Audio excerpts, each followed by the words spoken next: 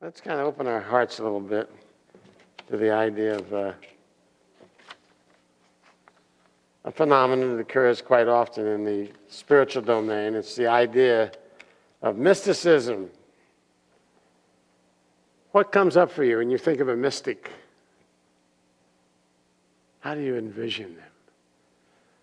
I don't know about you. Mine is typically somebody wearing a diaper, hanging out at 19,000 foot up in the Himalayas, sitting in snow, melting 6 feet around him.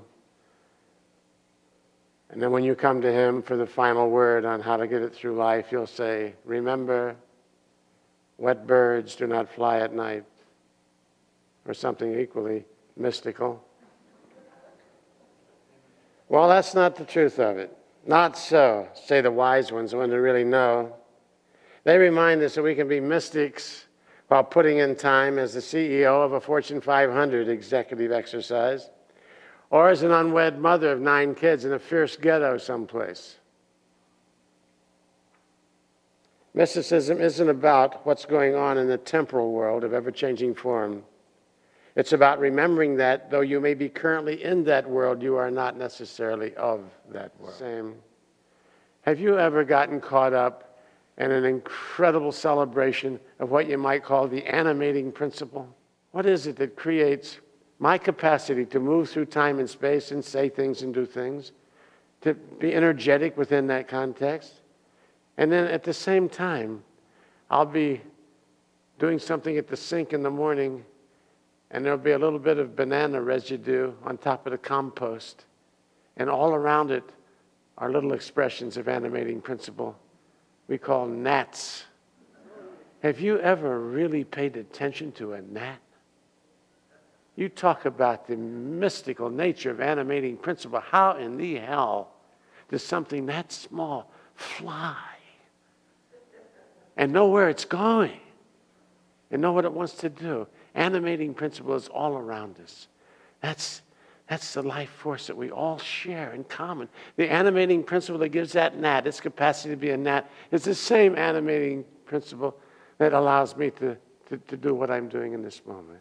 Think about that for a moment. It's all around us. It's all around us. Profound illustrations of the animating principle, the life force, giving life to whatever and whoever. Wow. The mystical orientation or experience is always the same, whether it's Taoist or Hindu or Native American or Buddhist or Christian or Hebrew, what have you. All mystics live with an abiding awareness that all creation is a seamless, inseparable expression of the force at play. As Krishna put it to Arjuna, the illumined one sees himself in all and all in him. And there I go. And here you go. There I go. And here you go. Carry that with you as you move through your day. And you're consorting with your beloveds in time and space. And you're remembering that you're always with the Buddha. And everyone you encounter from that perspective. There I go. There I go.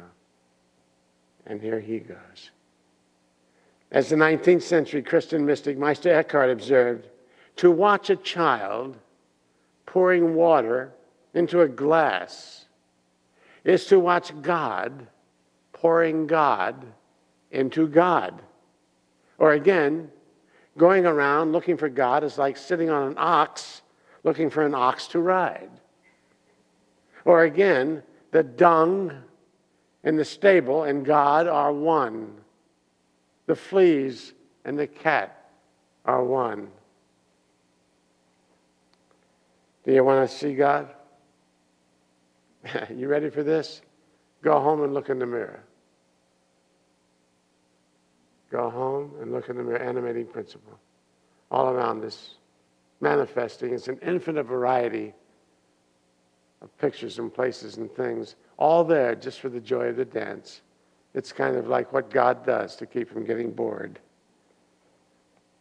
Now that's a take on theology that will certainly rattle some cages. As Carl Jung observed, I love this, the unapologetic mystic has always been a thorn in the side of the dogmatic and creedal church. But it is to the mystic that we owe all that is best in religion and humanity. I love that idea. Recently, on the front page of the San Francisco Chronicle, the headline said, "Mystics Changing the Old-Time Religion, a Challenge for Churches."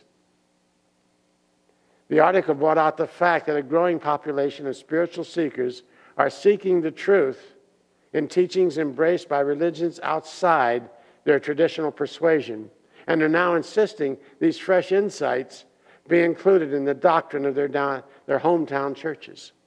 As the article put it, they are altering the religious landscape and demanding that their churches recognize the beautiful and valid spiritual paths that are outside the orthodox Judeo-Islamic Christian traditions. I believe that. I see evidence of that all around. And I do believe that we come pretty close to providing some of those kind of interesting insights, or a little outside the province. Yeah. So let's keep doing it. And if we stop doing it, hit me in the back of the head with a 3-iron. Jacob Needleton, a professor of philosophy at San Francisco State U, expressed it this way. He's talking about the mystics are helping redefine the meaning of religion. Religion is not about obeying rituals and rules and social correctness. It is a means for transforming the interior life. Yeah, and I do believe we do some of that practice here. How do we transform the interior life? By transforming what goes on here. And our capacities, our growing capacities to pay attention to it, and then to determine its validity, the degree to which it is skillful thinking and not spiritually uninformed thinking. And then choosing not to invest agreement in the kind of thinking that can't pass muster at the gate of agreement.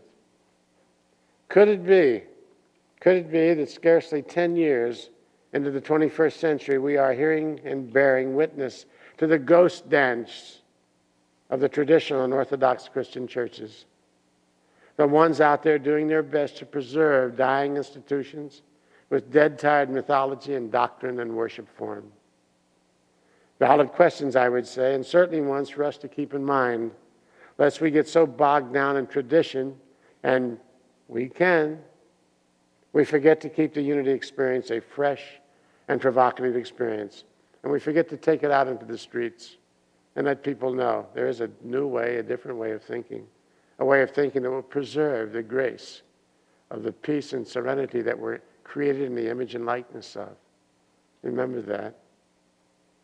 It's an invitation, an eternal invitation we've been given to rub shoulders with a mystical insight so profound it gives the visionaries who embrace it the power to set themselves free from all manner of self-imposed suffering. But I've got a hunch, this merry band of seekers I see in front of me, mystics we call unity, will never let that happen. Your fresh and vital mysticism combined with your commitment to authentic spiritual inquiry and intentional transformation fills our Unity Center with a unique vitality that nourishes our commitment to remain a cutting-edge spiritual resource, a place where all beings can gather to explore and reflect upon a vast sea of ancient wisdom, reflecting the essence of every sacred teaching the human family has found healing, refreshing, and inspirational. It's my sense that individual churches, irrespective of their denominations, who cling to the old ways and refuse to honor and embrace the mystical theology of wholeness and oneness will eventually perish.